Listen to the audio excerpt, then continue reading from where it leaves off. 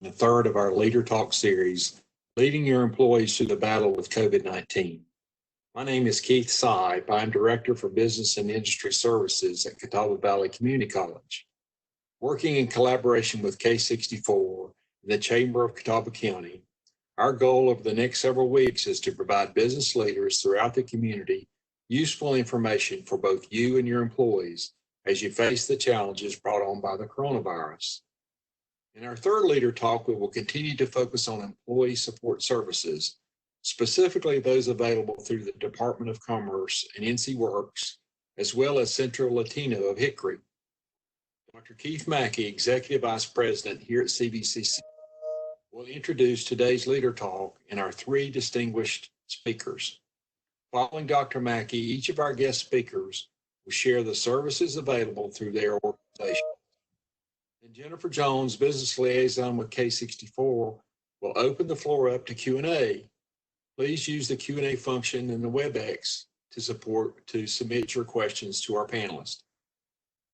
In closing, Cindy Fulbright, Program Manager for CVCC's Furniture Academy, will share our focus for our upcoming Leader Talk next Tuesday, May the 5th.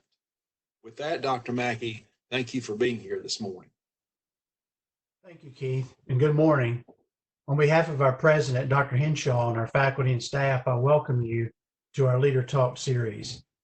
As we continue to move through an unprecedented time in our state and nation's history, we rely even more heavily on our community's support networks. These invaluable resources provide guidance and support for our citizens as we heal and begin to rebuild.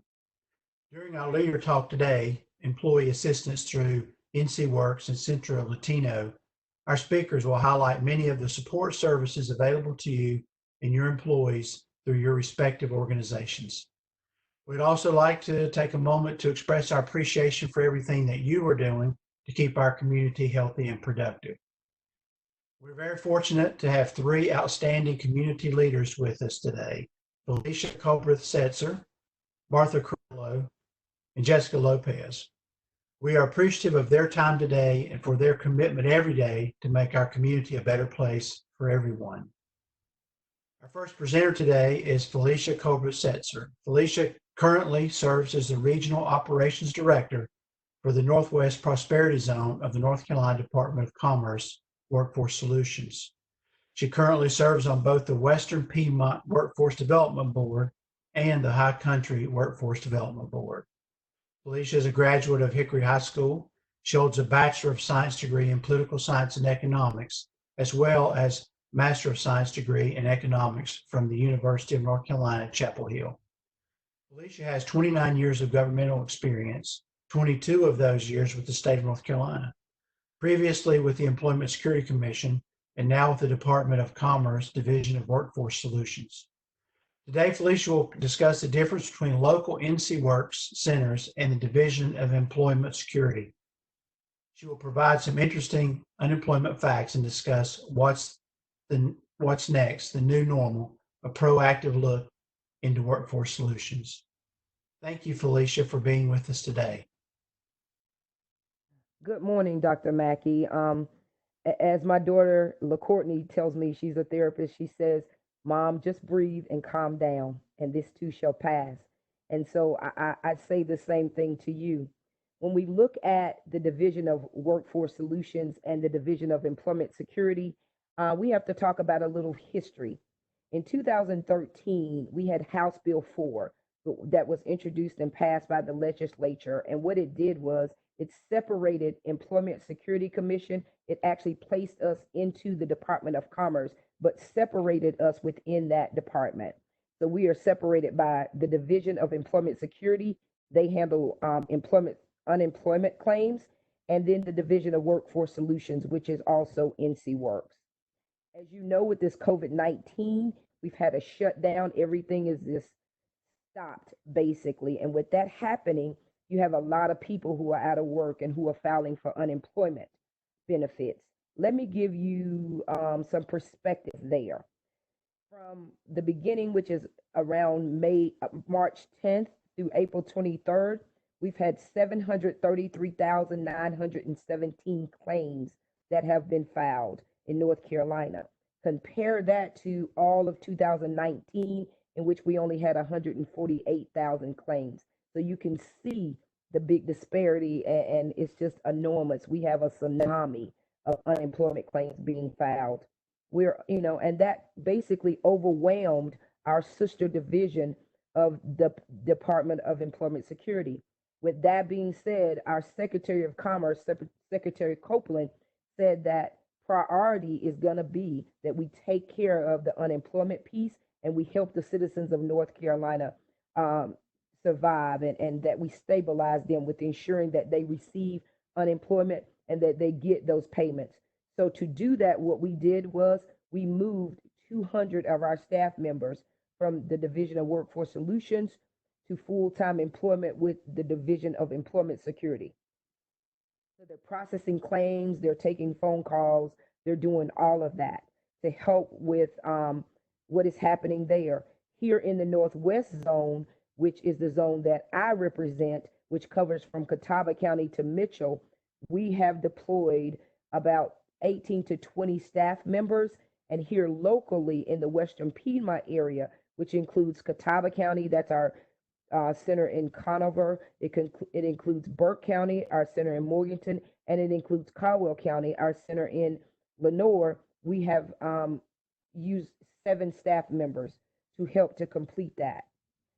As we look at what is happening with that, we also look at phone calls. Here in the local area, we have taken approximately 10,200 calls, and a lot of those phone calls have been DES phone calls. So they're asking about unemployment. So let's talk about some quick unemployment facts. In North Carolina, like I said, with House Bill 4, it changed the way we look at unemployment. With North Carolina, we have the max that you can receive for unemployment is $350, and the max weeks is 12 weeks. We also, with the governor giving his executive order, he waived work search.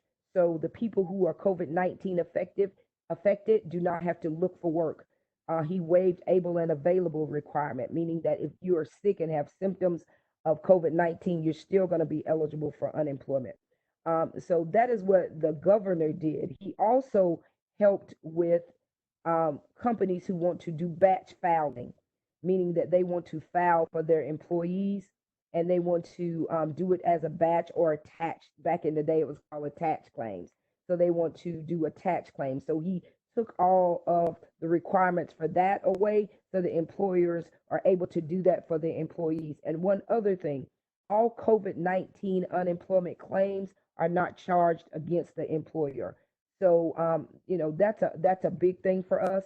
And that's kind of where we are. Then it's a collaboration. So we at the NCWorks Center, we are the connector. We feel that we're the connector that connects lots of different partners together to bring, to ensure that services are getting to the people that need it. What we do is we partner with different entities, with the community college, with Voc Rehab, with DSS, with Centro Latino. We partner with many people. We are, because we are not the subject matter expert for those services that they provide. We allow them to be that, but we are the subject matter expert for workforce. So we are the connector and we're the one stop, and that's what we try to be within our center. So please understand that NCWorks is not a place, it's a concept, but it is also a place too, because we do have those services provided in our centers. When we talk about services which are currently being given virtually, let's talk about the services that happen in the NCWorks Career Center. So we have career planning and coaching. We have resume creation and review. We have skills assessment. We have job readiness programs where we determine if you're truly ready to go back to work or if you have some barriers that we need to connect you to our different partners within the community to take care of those barriers. We also have our scholarship programs that help adults and youth on career advantages and career preparation. So we're doing a lot of things. We help to determine if the customer, again, is truly ready. And that's a big, big question. Everybody that comes in the door wants a job, but they may not necessarily be ready for that job. They may not be ready because of childcare, or they may not be ready because their skill level is not up to par. We assess those skill levels, and we have scholarships that can help them to go back, and we have partnerships with the various community colleges to do training and things like that. So those are some of the skills that services that we provide. Also for employers, we have services. We help employers with job orders. We help them to ensure that those job orders are clear so that they're able to recruit the level of employment that they need, the person that they need. We help with screening those job orders and with screening their people. We provide labor market information. And currently, we're helping with virtual recruiter, which allows the employer to be able to go in our system and to look and see the people that have the skill level that they're looking for. In the Northwest zone, which is the zone that I represent, we have recruitment events every week within all of our centers. And then at least quarterly, we have after hours events to meet the needs of both the customers, including people who walk in the door who may work a second job, a second shift job, or a third shift, and not be able to come in the daytime or first shift. And they can come in after hours, or they're underemployed, and we want to help them to get into full employment. And so we do the after hours events to help. So we help businesses to succeed as well. Those are the services that we provide locally. And we have a local business services person, Matthew Zong. He works for the Western Piedmont Workforce Board, and he can help you with those things. Please understand also that the community, excuse me, our career center and NCWorks is under the direction of the Workforce Board. Here in Hickory, it is the Western Piedmont Workforce Board. I think our director, Wendy Johnson, was on last week talking to you about some of the services that we have. On the state level, we have some business services also. We have Business Edge. We have layoff aversion that helps. We try to identify companies that may be in distress. We try to identify them very early so that we can go in and help them strategize and look at some things that can help them to avoid layoffs and to avoid closures and things like that, helping them with budgets and supply chains and things like that. We also provide rapid response. Our Western Piedmont Workforce Board has developed a virtual rapid response package that can go out to our companies currently in this pandemic that we're dealing in. And again, I think Wendy Johnson talked about that last week. So we're preparing and we're changing how we do work. Those are some of the things that we are doing. And finally, what I want to do is look at the future of workforce service delivery. Again, as I said before you all came on, this too shall pass. This pandemic will pass. And I quote my daughter, who is a clinical therapist, and she says, "Mama, just calm down and breathe. Just clear your mind." And I think we all have to do that. So when we're looking at our new normal, Wendy Johnson and I sat down last week and just talked about some things that we need to do with workforce and how we come back and how we come back strong. And so some of the things we looked at, we decided this is an exciting time for us because as I talked to you about, when we turned on a dime to do total teleworking, we all have laptops now. So we're able to do some of the things that I've always wanted to do with NCWorks, which is get NCWorks outside of the offices of NCWorks. Be able to go to the people and provide the services directly to the people where they are. So that is, this may give us some of that opportunity. We're able to now look at doing some virtual workshops and some virtual job fairs and that type thing. We have Leslie Ferris at Western Piedmont Workforce Board who does a lot of trainings for us, and Leslie's looking at those kind of virtual job fairs. So we have all minds on deck trying to think and look at how we can go forward and make this something that we can learn from and learn better. Also on our ncworks.gov, our online work search tool, we're going to be featuring some new things right now, and it's going to start this week. I was told this morning we're going to open up a live chat box that people can go in and ask questions live.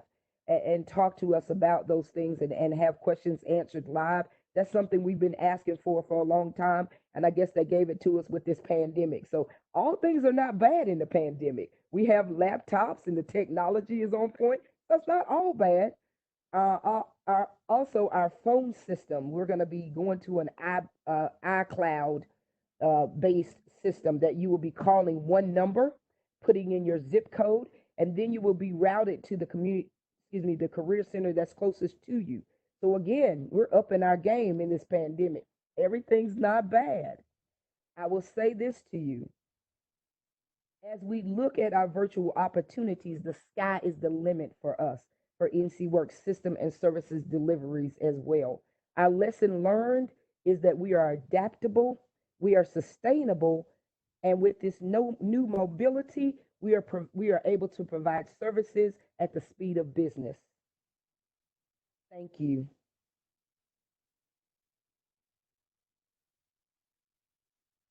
Thank you, Felicia, for all the work that you're doing and your staff's doing and your quick response to what's been a challenging, to say the least, situation.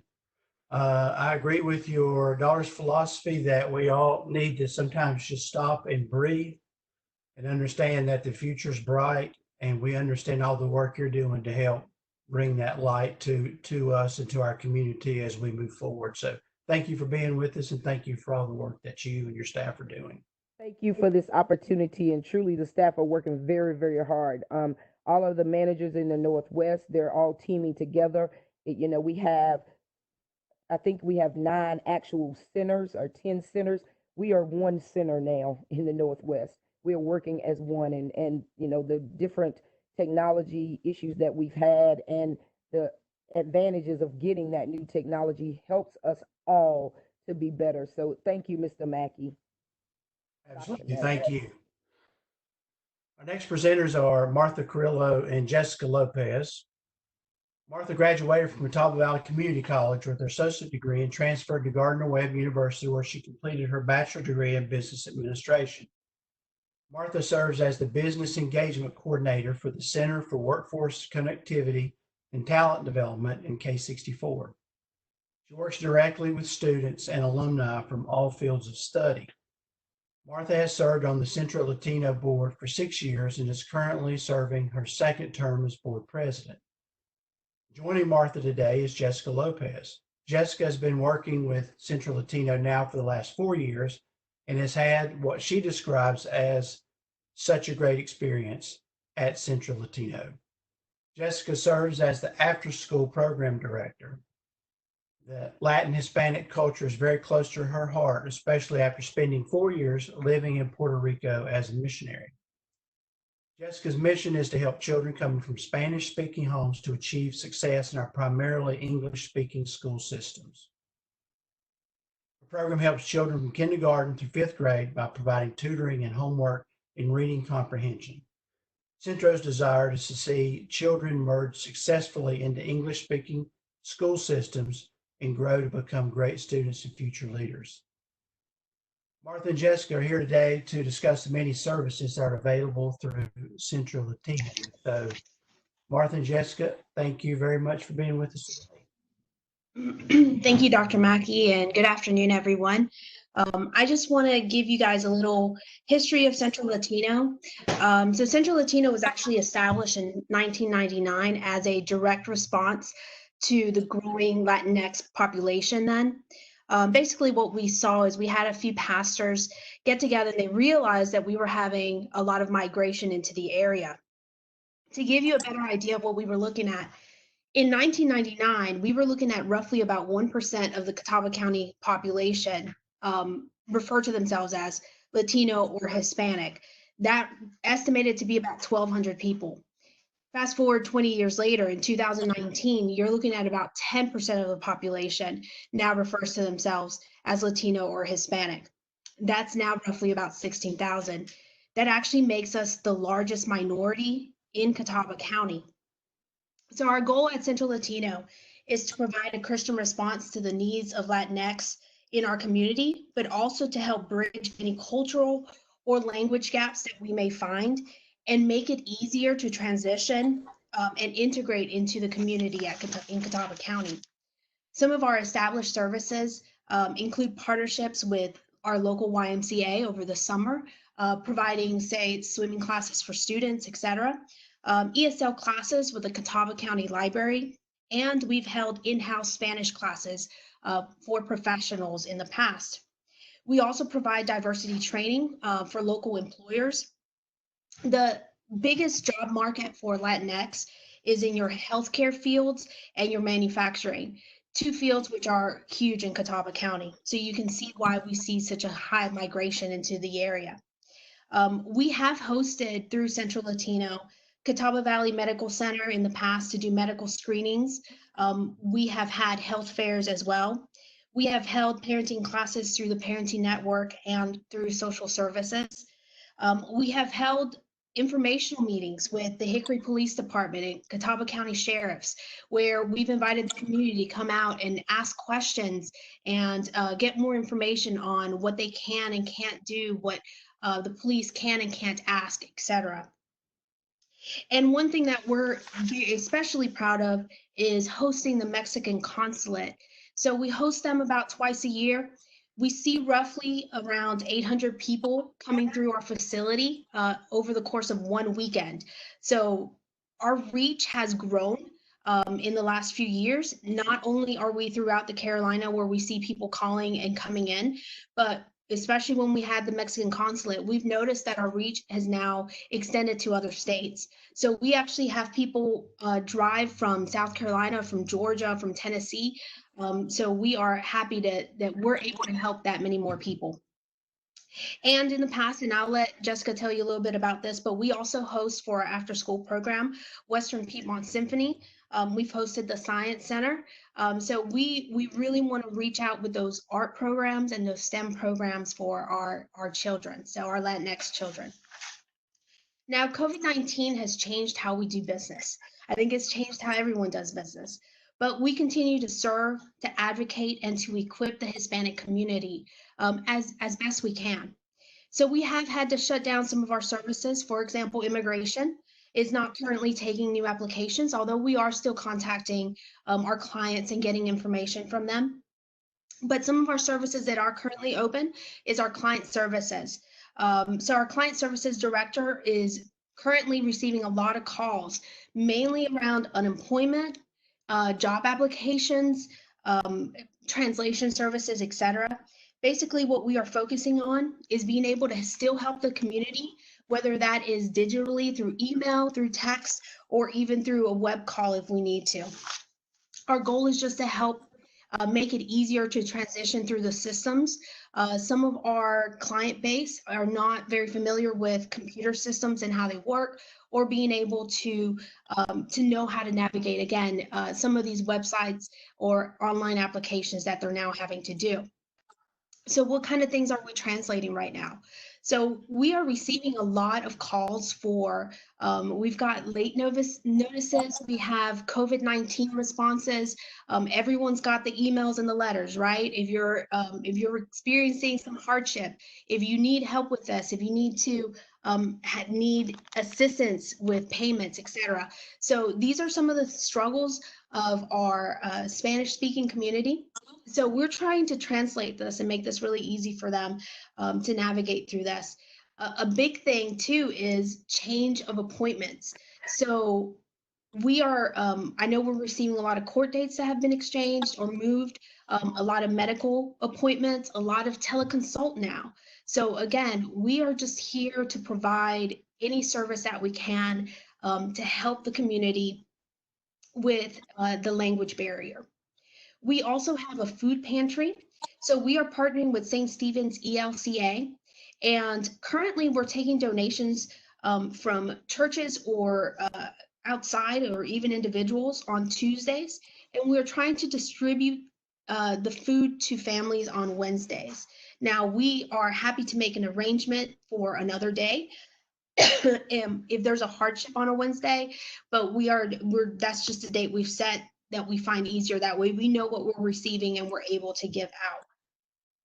Lastly, we are still a referral service. So just as Felicia said earlier, when we are not the expert in something, we are the connector to something else or to someone else. So we continue to refer to community partners. CCM comes to mind, for example. I know we are dealing with a lot of different partners in the community for just services, again, that the Latinx community needs. And one thing that we have started doing as well is that we are providing families a list of food donation areas or places that they can go to pick up food. I know Jessica also works with, again, our students and our younger base, so I'll let her tell you a little bit more about that. Although our ESL classes are currently not meeting because they did meet inside the library, we are continuing to partner with the Catawba County Library to provide books for children, information for parents, and really just kind of make it have some normalcy to their day and have things to do both in English and in Spanish. The Catawba County Library has a huge Latinx section, so if we have Spanish readers, we can certainly help them find something during this time. And last, we have had to adjust our after-school program to meet the needs of the students in our and I'll let our after-school director tell you a little bit more about that in a minute. But I do want to invite you to visit and like our Facebook page. It's Centro Latino Hickory, and we try to post all the county services that we offer, everything that we're seeing coming in information-wise. Please share this information, and I'll pass it on to Jessica. Hey everybody, I'm Jessica Lopez. I am the after-school tutoring program director at Centro Latino. I have been there now for, this is going on my 4th year, and I want to talk to you a little bit about what we regularly do and how we are adjusting during this time of the pandemic. So our program name is Abriendo Puertas. That's a Spanish name meaning opening doors. And so what we want to be able to do is to open doors of opportunity for everyone that's involved. Not only are our kids in need of new levels and new opportunities, but also the parents that are involved inside of this. We really want to empower them.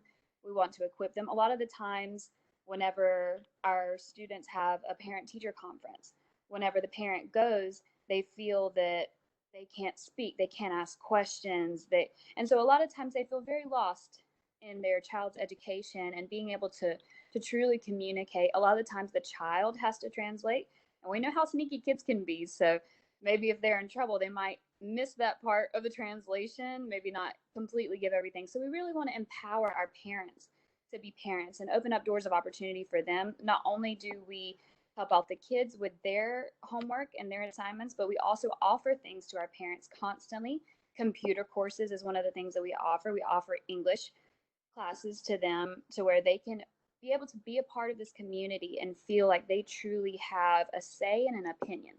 And so our program helps out kinder to 5th grade. And we really want to focus on that kindergarten to 5th grade area because we see that that's where the biggest struggle in reading comprehension is. And so it's really hard for our kids. Imagine having to, up until you're 5 years old, your primary language is Spanish. And then the first day you walk into your kindergarten class, you're probably already scared. I don't know if anybody remembers their first day of kindergarten. You're already scared. You don't know if you'll make new friends. And then you can't communicate with your teacher and you can't communicate with the other kids in the class. And so they walk in feeling very lost. They walk in not knowing what to do. And so as our school systems are set up nowadays, teachers are rock stars, and they're definitely rock stars during this pandemic, but they are dealing with 25 to 30 kids at a time by themselves.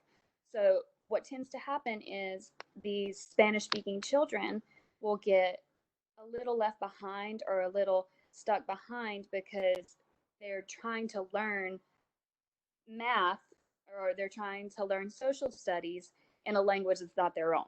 So think of yourself trying to learn social studies, American history, in Japanese, just so you can kind of relate to what they feel. So our goal and our main opportunity is that we want to help these kids adjust into this system. And not only that, but we really want to be a support for teachers. We know that teachers work very, very hard. we know that they are trying their best. They're trying to do individualized programs, because not only do a lot of our kids struggle with the language barrier, they're also struggling with learning disabilities. There's all sorts of children that have learning disabilities, whether it be ADHD, whether it be dyslexia, whether it be, just different things that they struggle with. They're doing all of that on top of. And so we know that our teachers are really, really striving to help these kids be successful and grow. And so we want to be able to come on the backside of them and to be able to help them push these kids. So what we like to do is I'll communicate with the teachers and say, hey, how is this child doing inside of your classroom? How can we help when they come to us? Our program is open Monday to Thursday from 3 o'clock to 6 p.m. And so the parents can come and they bring the kids from any time in that time, and they will sit down one-on-one with a tutor. So the way our tutors work is we have some volunteer tutors that come in that are professionals. They're either retired teachers or they're a part of the Patrick Beaver Learning Center. And so they really are trained to know how to work with these kids. And then we love Lenore Ryan. They work very one-on-one with us. They give us their work study program. And so we get college kids that are maybe training to be in the education system once they get out of college. Or we also get biology students. We get all sorts, math education, all of them. They come in and they get an experience to be able to sit one-on-one with these kids. And so the kids will come in, we give them a snack, and they get to have that open space where they don't have to be afraid. I don't know how you were in school. I was always pretty brave and opinionated, but some kids are very shy. And so if they don't understand something, they don't want to raise their hand and look silly in front of the classroom. They don't want to talk.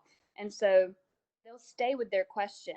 And so what we want is for whenever they come to Centro Latino, that they can feel free and open and unashamed to be able to ask all the questions that they didn't understand during class, and to be able to go alongside of an older person and to be able to really be mentored in many ways. And we don't only just want them to be great in education, but we want them to become good citizens of this town and to be able to be the future leaders that we see. And so we're really, really, really trying to get them to become that next level. So that's kind of what we do on a regular basis. Right now, obviously, we can't have the kids inside of our building. And we know that it's been such a struggle because typically the parents that I work with, I see that they do not have the common knowledge of technology. A lot of parents grew up in other countries and maybe didn't have the same education possibilities that we do here in the United States. And so a lot of them struggle to know how to open an email, which is something that the library goes alongside of us and helps to teach them throughout our course terms. But a lot of them struggle with technology. And so something that we're doing right now is trying to get on the phone with them and to be able to explain how to look up, because everything right now, most schools, Catawba County and Hickory Public, are doing online learning. Catawba County is still offering a lot of packets, which is really hard as well, that they have to go pick up. And so they're doing packets and they're also doing virtual learning. And so it's trying to help the parents kind of navigate, okay, what does this say? What are they supposed to be doing every day? And so what we're doing is offering translation services of those packets so that the parents, it's more for the parent than it is for the child, because the child can read the English and they can help themselves, but it's so that the parent is reassured, hey, my kid is on track. My kid is not missing out during this time. And we're being able to reach out to them, trying to explain that. And we're also offering that to the community. If anyone calls into our helpline, we can explain a little bit about, hey, okay, if you go on to this webpage, type this into the computer, and then you're going to see this, and kind of try to direct them a little bit on how they can go. And so that's one of the things that we are trying to help. We're trying to get information as well to parents about what the governor says, about what's happening in the country, anything that has to do, just like Martha said, a lot of emails are coming in, a lot of different, you see a lot of things on TV, you're worried. And so we try to help ease the parents a little bit and kind of give them some translation services on that so that they can know a lot of them had a lot of questions. What does the shelter at home mean? Do I have to stay here? Can I go to work because a lot of them still were working. And so can I go to work? Is that okay? And so we kind of tried to ease their nerves and kind of blend them into what's happening and going on. So another thing as well is we are offering the food pantry. We've had a lot of parents in need during this time due to their possible immigration status. Some are not allowed to get unemployment during this time. And so if they lost their job because they were working, say, in the food industry, or they were working in the factories, they lost their job during this time. And unlike other people, they are not able to get unemployment. And so we're trying to reach out and make sure that the kids have food, that their family has food, and they're well taken care of. And it's really hard for anybody to ask, to ask during this time for help, or to have to say, hey, I can't buy groceries right now. So we try to bring that confidence to them and say, hey, we're here to support you. We're here to help you. We have stuff that you can come and grab once a month. And we try to give them snacks and goodies as well, because we know that the kids like things like Pop-Tarts. They like cereals. They like different things like that, candies. And so those are the sort of things that we're trying to help them out with inside of the food pantry. And we have had a lot of response on that throughout the community as well, because it is a bit of a difficult time for our Hispanic population if they cannot work. So those are some of the main things that we're trying to do. We're hoping for our next school year that in August we'll be able to return, and we are actually going to accept. Normally we cut off at 5th grade, and we have a very fun graduation party, and we send off our kids and we give them some tools for the future. We give them books. And so one of the things that we are going to be doing is we're going to re-accept our 5th graders into the next year, because we know that a lot of them are going into middle school if they're inside of the Hickory public system. And so this is a whole lot of change all at once for these kids. And so we really want them to be successful. So we're going to accept our 6th graders, our previous 5th graders, back again next year to help them adjust to this new time. We continue to reach out to our kids' teachers to make sure that they are attending and are getting their homework done, because we've had a lot of fear with that, because if they don't have access to a computer, if they don't have internet in their home, we're trying to urge them that there are possibilities in the community. We know that different internet services are offering free for kids right now during this time so that they can be doing their homework. The library offers hotspots. Some of the schools are offering hotspots where the kids can get connected. But we are really, really wanting to make sure that our kids are doing what is assigned to them right now. So that's one of the main fears is, are they being able to get connected and to be able to do some of the stuff. Some of the other things too is explaining to the parents homeschooling, because I'm sure if you have a child right now, this is a whole new world for you as well if you didn't do homeschooling previously. And this is not real homeschooling. If you're a true homeschooler, you're like, no, this is totally different. This is pandemic schooling.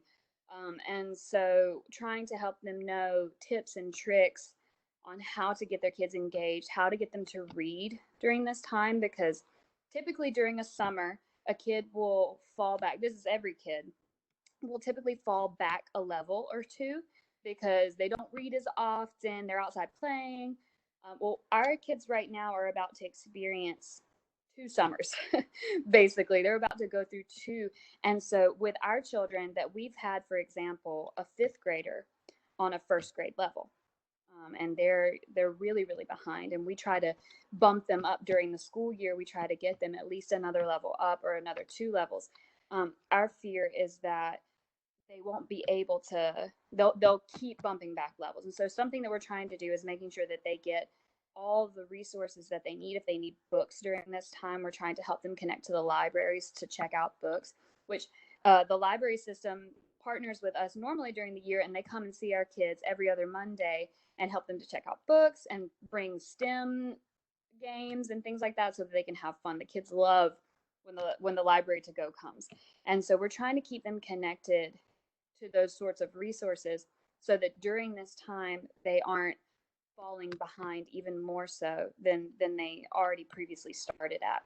So we're going to be working really hard in this next year to see them grow and see them come back up from this. And I know that all teachers are doing the same as well. They're rock stars right now, like I said, and so really our goal is to come alongside of our school systems and to help support these kids during this time. So that's what we're doing inside of the after school tutoring program. It's a lot different than being able to be with the kids. I really miss my kids. I was sad I didn't get to finish out the school year, especially with some of my fifth graders that have been with me since their first grade year, their kindergarten year.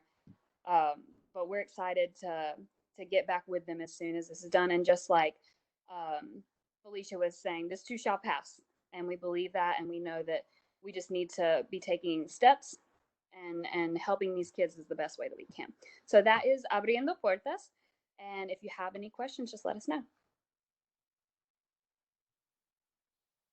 I also just want to add really quickly, Jessica is a rock star. She actually does help these students too with like homework. Like we'll sit there and help them through the math problem, help them through that stuff. I know she's not like gonna toot her own horn, but she has been a rock star through this.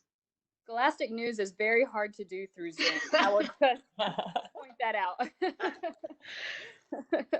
Thank you, ladies. Thank you so much. Thank you to Felicia and Martha and Jessica. All three of you ladies have provided us with some excellent information and great resources today, and we really appreciate you being with us. We also want to thank all of our guests who have joined us today, and we do have a few questions. So, Felicia, I'm going to start with you.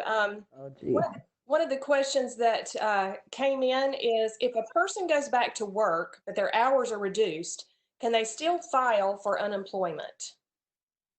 The short answer is yes, they can still file. What they will need to do is just to be cognizant of reporting their earnings. So they would need to look at what they make per hour times how many hours they work per week. And when they file their claim, it'll say, during the week, did you do any work? And they will say yes. And then it will say, how many hours did you work? And then it will say, what did you earn? And we're looking at gross earnings, not net. So they would just do that simple math of multiplying hours times the amount they make in an hour and put that amount in. And as long as it is if it is under what their benefits are with unemployment, they would still receive unemployment. Let me also say this. If they receive $1 of unemployment from the state level, they will still get that $600 from the federal level. Okay, very good. Thank you. You're welcome. Another question that came in for you is, if a person has no access to internet and has been permanently laid off, what options are available for getting signed up? Well, the options are available for them getting signed up is they can call the number on the DES website, and they can take that claim on the phone. So they do have that option. It's just a longer wait, as you can see with those 733,000 claims. Of course, they're going to be in a query for a while, but they can have claims that are filed online. Yes, ma'am. And by somebody on the phone. Okay, great. Thank you. And then for Martha and Jessica, what is the best way to refer someone that may need assistance from Centro Latino? I would say you can, if you want to email, you could email client services at centrolatinohickory.com. If you know someone in the Latinx community that maybe isn't fluent in English and wants someone in Spanish, they can call directly. Our phone number is 828-330-0477. Our website too, I didn't mention, is centrolatinohickory.com. So you can always, go into our website and get all this information, and of course our Facebook page. I also didn't mention, if you have services as well that you want to document for the Latinx community on our website, just reach out to us. You can email us, and we're happy to share everything that we can for the community. In those same lines, Martha, someone asked, can we post jobs or open positions with Centro Latino? You can. We have something right now internal. So our client services director is just kind of giving out that information currently. We're working to add that to our website because there are still a lot of people that are hiring, and we get a lot. We actually have a lot of people looking, and we have a lot of people that are calling us saying they need employees. So we are working on that, and just email us again, client services at centrallatinohickory.com. And we're looking to set that up on the website soon. Perfect. Martha, how about we get together and work on that? Yeah. That's right. Let's look at that partnership and that collaboration and see if we can make some magic happen there. I think Sounds we can. fantastic. I think we can. I love that. One of the things that I love the most about our community is everybody's willingness to collaborate and work together to meet the needs of the community. Another question that came in for you, Felicia, is you said that someone can receive up to $350 per week. I heard the average being received is around $260. Why is that less than the $350? Okay, so we talked about House Bill 4 and how the max 50. It is based on the wages that you've earned. And I'm going to go into some jargon that's probably nobody's going to understand, but unemployment, when you file for unemployment, it is based on 4 of the last 5 quarters of earnings prior to you filing for unemployment. Again, 4 of the last 5 quarters of earnings. So we look at those earnings, and there's a formula that they use that I don't know what that formula is, and they come up with it. The average in North Carolina is about $250 per month, per week for unemployment. To get the 350, which is the max, you have to have made roughly about $45,000 per year. From that going up is where the 350. Everything else is incrementally down based on what you've earned. So that it is just a formula that is designed by DES and the Department of Labor, and that's how they come up with that. Thank you, Felicia. You're welcome. One other question for you. I have several employees that have asked about training opportunities, and I know that you mentioned this earlier, available through NCWorks. Would they like to, they would like to increase their job skills while away from work. Does NCWorks support training opportunities for my employees? Okay, so our training piece is our Title I, which is our WIOA. So, of course, for them to receive those benefits, they have to be eligible to receive those benefits. If that is something that they're interested in, they need to call the NCWorks office at any of the centers, and we will connect them to the caseworkers with WIOA, so they can talk to them about eligibility, and they can talk to them about what we can and cannot do. Perfect. Want to encourage everybody too to look on CVCC's website. We have some online options as well. One more question, or a couple more questions, I think, here for you guys, Martha and Jessica. I have several employees from the Hmong community. Can they also receive support through Centro Latino, or is there another organization that supports them? I would say absolutely. Even our after school Abriendo Puertas program is not subject to you being a Latinx. So we actually take anyone from the community. It just so happens that obviously it's geared towards the Spanish speaking, but as Jessica mentioned, all of our tutors are English speaking. In fact, it's not even a requirement for you to speak Spanish to tutor, because most of these students, the issue that they have is that when they go home, their parents don't speak English. They often do, so they're just helping with the homework. So we do work with the Hmong community, and they're welcome to reach out to us. Perfect. Another question, does Centro Latino offer therapeutic services? Yes, we actually have a counselor that works alongside of us. Her name is Lourdes Mantillo Rios. She comes alongside and she offers very, very low cost counseling. I believe she does $20 for the first session, which will last an hour and a half long. And then after that, she will only charge $15 per session, which is very, very cost efficient for anyone that's looking for counseling. And she has many, many degrees. She's Puerto Rican, so she speaks Spanish fluently. And she specializes mostly in mental health, and so things like anxiety, depression. And then her other specialization is also in parenting, so discipline, parenting, how to control your children, sort of thing. Perfect. You guys have provided us with some excellent information and some valuable resources today, and we're so thankful for you taking your time to share these resources with our business leaders and others who are in attendance with us today. Thank you so much for being here. Thank you so much to all those who have joined us. Oh, and I need to say thank you to Lanny. He's our tech support, and we appreciate all he does for us as well. Yes, thanks, Lanny. Yes, thank you, Lanny. I also want to, at this point, turn it over to Cindy Fulbright to share a little bit more about our upcoming leader talks. Good afternoon, everyone. We hope you found today's information to be helpful. Our next leader talk will focus on how to return to work and to life in a new normal, hopefully using some public health knowledge as we move forward with what needs to happen for us to be able to get back out and about.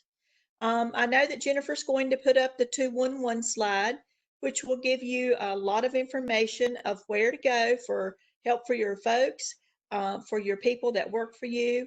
And again, we'd like to thank you all for being with us, Felicia, Jessica, and Martha, for all that you've helped us with today.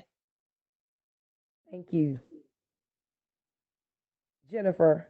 Yes, ma'am. I'll say one thing. Yes, Also, because I have a lot of people who are helping me with this presentation, and I just received a text. We also have upskill grants for incumbent employees. So if that is something that businesses are looking for, those upskill grants, please also contact us at the Western Piedmont Workforce Development Board so that we can help you with that. So I wanted to make sure to mention that. Perfect. Thank you. Thank you.